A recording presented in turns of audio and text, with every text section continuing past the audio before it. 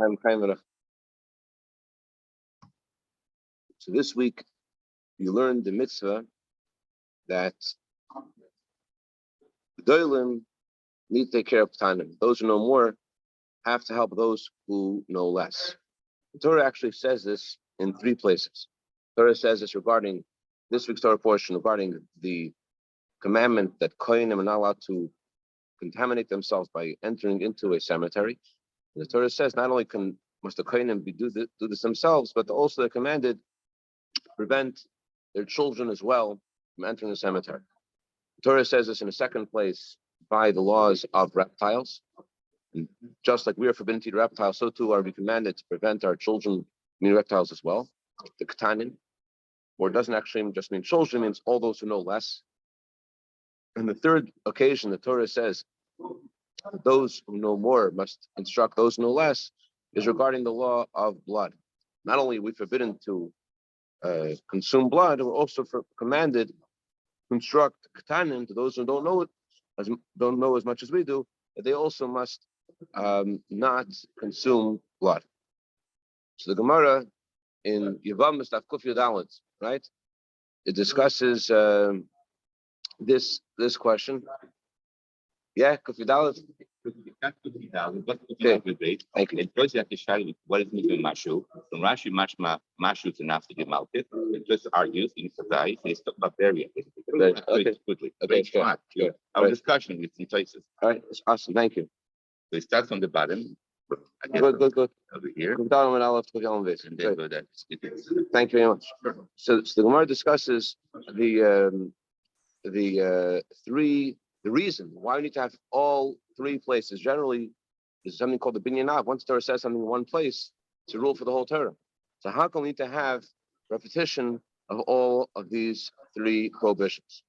So Gemara says, if we would only be told the prohibition, let's say, about reptiles, so then I would think that this prohibition is unique to reptiles. Why? Because reptiles have unique stringency that does not exist in other prohibitions. What is the unique stringency? The stringency is that they're even forbidden with a mashahu, which means that even the tiniest amount of a reptile is forbidden. What is its exact? How is it uniquely forbidden? There's a discussion in Rashi and Tosfos exactly what the obligation you have for eating the tiniest amount of a reptile, whether you get whipped even if you have the tiniest bit of reptile, or only feed the entire reptile despite the size of the reptile. Either way, there's a unique prohibition about the tiniest size of a reptile. That it's unlike other prohibitions where there is a shear, where there's an amount. Regarding reptiles, there's a prohibition even on the tiniest amount. That's therefore the Talmud says, even if the Torah would tell us that those who know more have to instruct those who know less regarding reptiles, I would think that this is unique to reptiles because reptiles have this unique stringency. And if the Torah would tell us this law, that those who know more must instruct those who know less, only regarding the law of blood, I would think that blood also has a unique stringency, and therefore it's something which is unique to the law of blood. What's the unique stringency of blood? Blood is a kares. The punishment for consuming blood is kares, that neshama gets chas Hashem, cut off from Hashem completely. So I would think that if there's a prohibition, if there's a commandment, those who know more must instruct those who know less, that may only be by a weighty transgression, like the transgression of blood, because there is this punishment of kares. But all other mitzvahs, I would think that there's no instruction. So the Gemara asks, let's learn from both the law of blood and the laws of reptiles together. Blood does not have the stringency of mashahu, of the tiniest amount, and reptiles don't have the stringency of kares. Gemara says, no, there's a common stringency that they both have, and that is that the prohibition of blood and the prohibition of consuming a reptile extends to every single Jew. Unlike, however, the laws that pertain to the Kohanim, they are unique for the Kohanim. So if we would know that those who know more must instruct those who know less regarding the laws of blood and regarding the laws of reptiles, I would think that regarding the unique commandments that Kohanim are given, these commandments there is no instruction that those who know more must instruct those who know less, because it's a unique mitzvah. So who says that the mitzvahs that apply have such a stringency that they apply to all Jews equally also apply to the unique mitzvahs that Kohanim are commanded? Therefore, the Torah has to say this regarding Kohanim as well, because if the Torah would not have said about Kohanim, we wouldn't have known. But if the Torah conversely would only say this principle regarding the laws of Kohanim, then I would think that this applies only to the law of Kohanim, because Kohanim have more mitzvahs than everybody else. And therefore, I would think this stringency, those who know more must instruct those who know less, is unique to Kohanim. So that's what the Gemara says. So therefore, we need to have all three places to teach us this principle. The question will be asked, though, there are other laws the Torah could have used to convey this principle in a different way without using all three. The Torah could have used the law of Kohanim,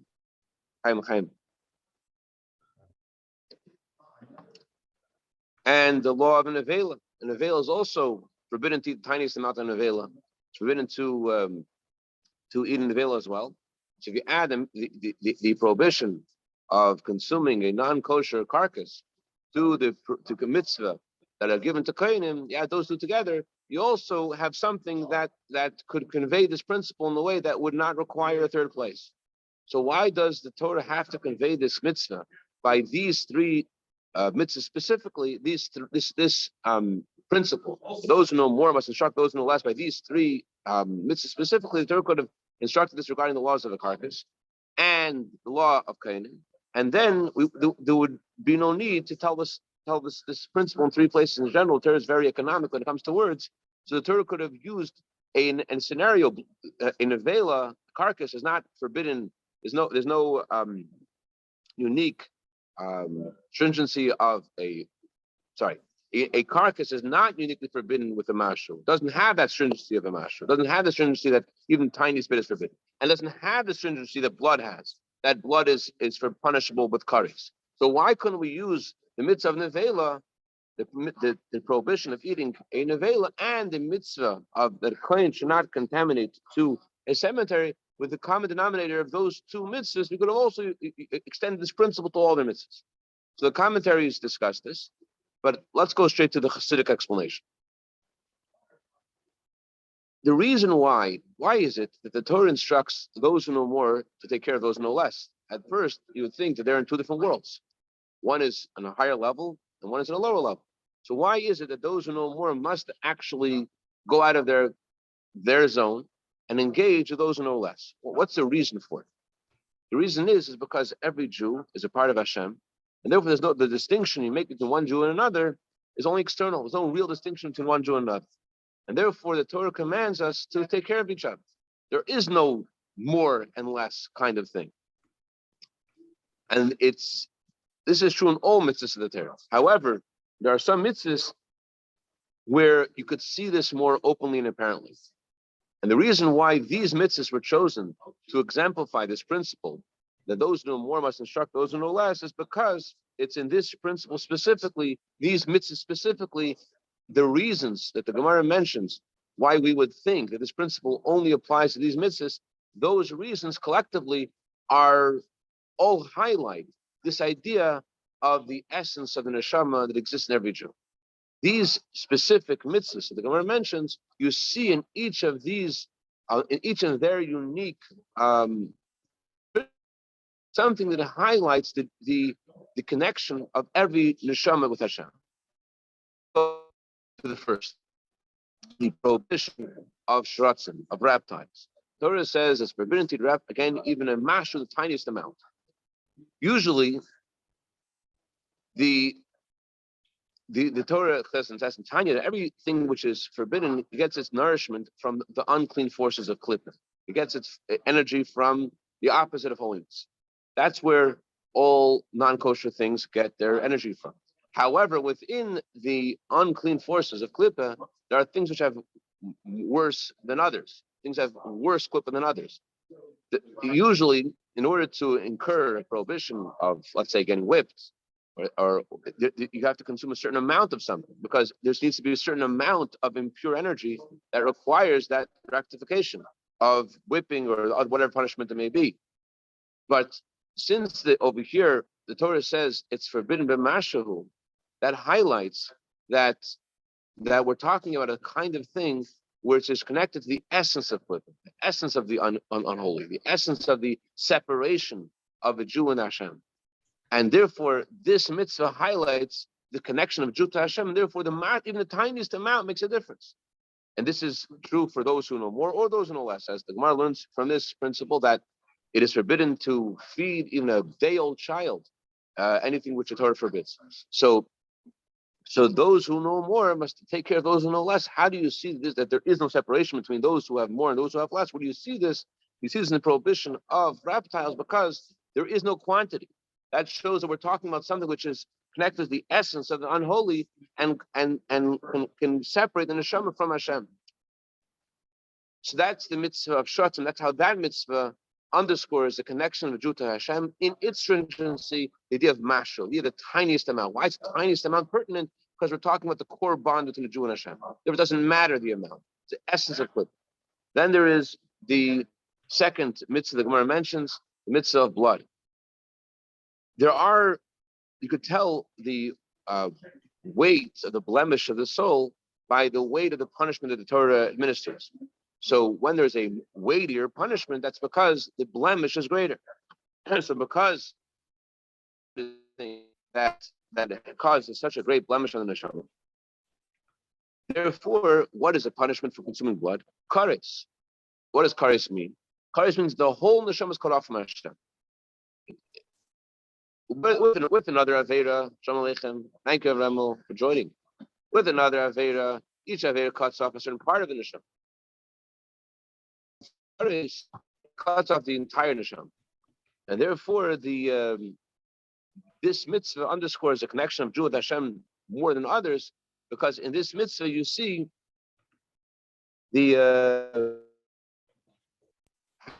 something affecting the core bond of Jew and Hashem.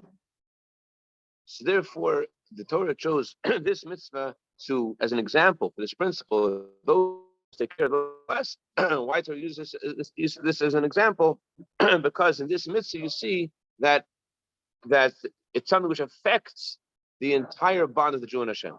Just want to say parenthetically that although it says it cuts off the whole neshama, it doesn't really mean it cuts off the entire neshama.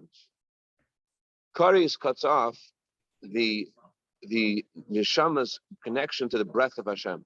In other words, the way the neshama extends from the breath of Hashem to the body, so the Avera of Kares cuts off the breath of Hashem from reaching the body. But that only is the nethermost part of the neshama, the way the neshama connects to the body. And that's why it's possible to always do tshuva to reach beyond the level of the source of the neshama's entry into the body. If you reach beyond the source of the neshama's entry point into the body through tshuva, then you're able to rectify a prohibition of kares as well. Okay, so both kares, both the prohibition of blood and the prohibition of reptiles, uniquely demonstrate the core bond of the Jew and Hashem, and collectively also the fact that these prohibitions extend to all Jews. Why? All Jews are different. Everyone has different mitzvah. Gavrem over here is Rebbe's general. He's Rebbe's general. He has a lot more soul than others. So how are we saying that why are we all equal? The fact that we're all equal in these prohibitions that underscores again this concept. There's a din, for example, besides the idea of the neshama being all Jews equally, there is a similar principle in Chassidus about the idea of a soul in general. You don't need to have a big soul to animate a big body. It's not like a small soul animates a small body and a big soul animates a big body. Rather, any soul, even the tiny, there's no quantity when it comes to a soul. And any soul could animate the biggest body. Oig Melech HaBashan, Oig, who was the biggest person in history, he could be animated by the soul of a child. That's if you're talking about the soul, the essence of life force. Essence of life force in Oig is the same life force that there is in a baby. It's the same life force. However, there is a difference between Oig and the child in the quantity of the life force and what Oig does with the life force and how much power Oig has. So On the other hand, if you talk about the essence of life, the essence of life is the same in as it is in a child. And that's why the halacha is on Yom Kippur. The Torah says you're not allowed to eat a kaisis. A kaisis is the amount that it's either a tiny amount of food on Yom Kippur. Then a small measurement of food. So then there is a prohibition of and the punishment that is given on Yom Kippur. What if you're very big and need more food? And the Torah doesn't say you can't eat. The Torah says don't pain yourself, which means that the prohibition of eating Yom Kippur doesn't have to do with the consumption of food, it has to do with pain. And therefore, you would think that there's a difference between someone who's as big as egg needs to eat more and someone who's smaller. And yet the Gemara says they're equal. That there's something that a koisvis, something even this tiny amount of a koisvis, like I think it's like let's say like 40 grams, something like that, that has enough to satisfy a child a day old and equally. Because they're talking about the core bond of the soul and the body, they're the same. But just like this is true between the essence of life, so too does have to do with the essence of Judaism. And these mitzvahs, effectively extend to all Jews equally. Well, the one Jew, you see the neshama more in this Jew. The Jew is a Jew who studies Tanya, and he davens with the Tanya, and he's alive in the Tanya. So neshama is more pronounced and more. He feels the soul more, and in his learning and his davening and stucca. And another Jew is not so much. So maybe the difference between them externally, but in the essence of the core bond they have with Hashem are the same. And the Gemara then says that you can't learn out from the mitzvah of blood and the mitzvah of the reptiles collectively, because you may think that this prohibition that those who know more must take care of those who know less only apply to those commandments specifically because they extend to all Jews. What about the laws that extend to Kohanim? So the Gemara says that Kohanim needs a special commandment, and you can't learn out from the laws of Kohanim to the rest of the other mitzvahs. So all other mitzvahs, you can't learn from Kohanim the laws that extend that pertain to Kohanim, that those laws should pertain to all Jews. Just because the Torah says that a Kohen who knows more has to take care of a Kohen who knows less, doesn't mean that just because a Kohen who knows more has to take care of a Kohen who knows less, doesn't mean that same principle should apply to others. Why not? Because Riba mehev mitzvahs, because Kohenim have more mitzvahs than others do. What does mean Kohenim have more mitzvahs than others? In Chassidus, when it says the word more, riboy means something which is infinite. Riboy means something which is, why does more mean infinite? Because if you're using the word more, okay, it's more than A, but it's less than B. So riba, a multitude of something, has to mean something which is infinite, because otherwise it's not really a multitude, it's not really a lot. It's a lot compared to A, but not a lot compared to B. So the true meaning of a lot of riba in a ribui in Torah means something which is infinite. So koyanim don't just have more mitzvahs, they have infinitely more mitzvahs. One second. How can they have infinitely more mitzvahs? Koyanim have a certain measure of mitzvahs. You can count the amount of mitzvahs the koyanim have that others don't have. So why do we say the koyanim have infinitely more mitzvahs? In quantity, indeed, koyanim don't have an infinitely more greater amount of mitzvahs than everyone else. But in quality, the reason why a kohen has a commandment to keep more mitzvahs than others is because the core bond of a Jew and Hashem is more revealed in a kohen.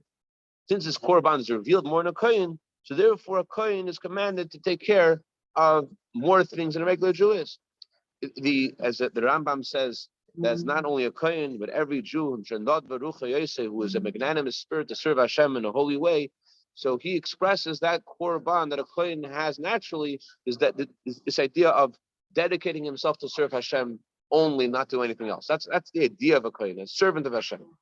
So a kohen naturally has more of an expression of his neshama than anybody else, and so therefore the fact that a kohen is given more mitzvahs is not because of something that can be measured. It's because of the core, because of the essence, which is infinite, because the essence, the essential bond of the Jew and Hashem. That's what the Torah says by Yibadel, that a kohen is in a different. He's separated from everybody else. What does it mean? He's separated. His separation means that his connection to Hashem is on a whole different level. Why? Because his connection is based upon the fact that there's more of an expression of his core bond with Hashem. So that's why the Torah has to tell us specifically about the laws that pertain to kohenim.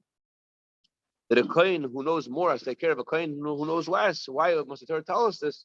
Because you would think that only by a kohen who, since he has his korban with Hashem is more pronounced, that's why the mitzvah applies to him only, not to anybody else, because the korban of Hashem and a Jew is more revealed in a kohen. So bottom line is the reason these four mitzvahs were chosen again, or these four principles were chosen. The principle of a mashahu, the tiniest amount, like by a sheretz. The principle of blood, which is that blood is the isser of kares, the whole Hashem is cut off, and the principle that in a vera that extends to all the Jewish people, that blood and reptiles have collectively, and the principle that having more mitzvahs than others that kohenim have. These four ideas, these four angles, or these four stringencies, highlight a core bond of Jew and Hashem, and that's why these four were chosen. These four ideas were chosen to be the example for the principle that those who know more must help those who know less. Why? Because the reason why those who know more must help those who know less is because we're all the same, because we're all Jewish. So it doesn't only apply to these mitzvahs, it applies to all mitzvahs. These mitzvahs were chosen because you see in these mitzvahs the core bond of Jew and Hashem. But the truth is that in every mitzvah, every Jew connects with Hashem, and every Aveda Chas Hashem separates the Jew and Hashem. Just in these mitzvahs, you see it more openly and clearly. And that's why the Torah, when it tells us that those who know more must help those who know less, the Torah uses an unusual word. The Torah uses the word lahazir. What's lahazir mean? Lahazir means to give light. If you're stuck in your comfort zone and you can extend yourself to help someone who knows less than you, that shows that you're not in touch with your neshama. That shows you're not in touch with your korban with Hashem. And that's why you feel that your mitzvahs are more important than someone else's mitzvahs.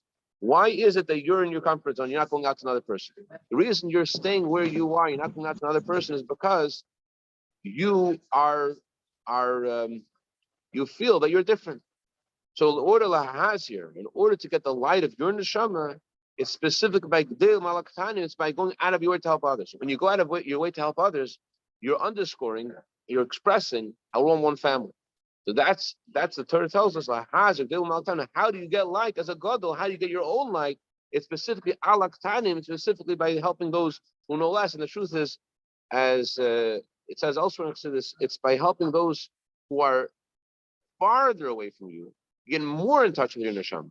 So it's not just like you get in touch with your neshama by helping those who are less than you, but the lower a person may seem to you externally, like you might say, like what I told this person, I could preach to someone who's closer to my, I could talk to him, someone who's more in my zone.